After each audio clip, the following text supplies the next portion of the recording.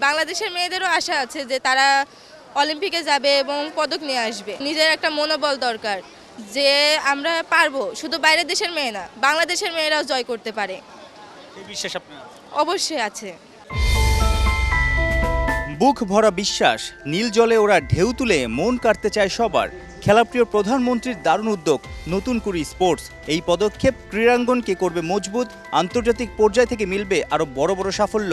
মঙ্গলবার চূড়ান্ত পর্বের উদ্বোধন করে লক্ষ্যের কথা জানিয়েছেন ক্রীড়া প্রতিমন্ত্রী আমিনুল হক। এই নতুন করে স্পোর্টসের মূল লক্ষ্যই হচ্ছে যে প্রতিভাবানদেরকে তুলে নিয়ে আসে এবং তাদেরকে আগামী 5 বছর 10 বছর মেয়াদি তাদেরকে এবং তাদের পরিবারের সকল দায় দায়িত্ব গ্রহণের মাধ্যমে কিন্তু আমরা সেই খেলোয়াড়দেরকে প্রতিষ্ঠিত করতে চাই যারা ভবিষ্যতে বাংলাদেশের ফ্ল্যাগকে বিশ্ব মানচিত্রে উপস্থাপন করবে। দেশের নানান জেলার সেরারা 10 থেকে 14 বছর বয়সী সাঁতারুরা ঢাকায় এসে চূড়ান্ত লড়াইয়ে নীলজল মাতিয়ে ওরা আনন্দে আত্মহারা।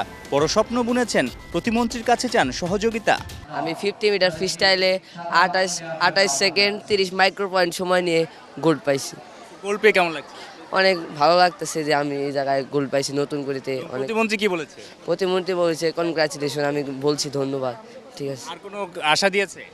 দিছে যে তুমি অনেক ভালো করো, যে আরও বড় পদে যাও, যে ভালো একটা সাব গেমসে বড় হও, আস্তে আস্তে প্র্যাকটিস করতে থাকো, সাব গেমসে অলিম্পিকে গোল্ড পাবো ইনশাল্লাহ। আমি 50 মিটার ফ্রিস্টাইল খেলছি, তো আমার টাইমিং হয়েছে 31:30:00।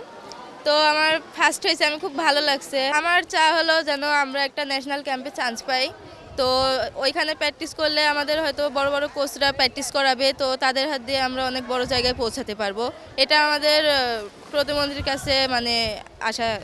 অতীতে দেখা গেছে প্রতিভা তুলে এনে যত্ন নিতে ব্যর্থ হয়েছে, মেধাবীরা হারিয়েও গেছে।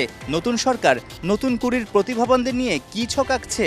তাদেরকে বাছাই করার মাধ্যমে আমরা বিকেএসপিতে তাদেরকে ভর্তি করার সুযোগ করে দিব এবং সেই বিকেএসপিতে তার পড়াশোনা খেলাধুলা সে যতদিন নিজেদেরকে প্রতিষ্ঠিত করতে না পারে ততদিন আমাদের এই সহযোগিতা সার্বিক সুযোগ সুবিধা তাদের জন্য অব্যাহত থাকছে। ক্রিকেট, ফুটবল, কাবাডি, অ্যাথলেটিক্স, দাবা, ব্যাডমিন্টন, সাঁতার ও মার্শাল আর্টস মোট 8 ইভেন্ট নিয়ে চলছে নতুন কুড়ির প্রথম আসর। 27 জুলাই আর্মি স্টেডিয়ামে সেরাদের হাতে পুরস্কার তুলে দেবেন প্রধানমন্ত্রী তারেক রহমান।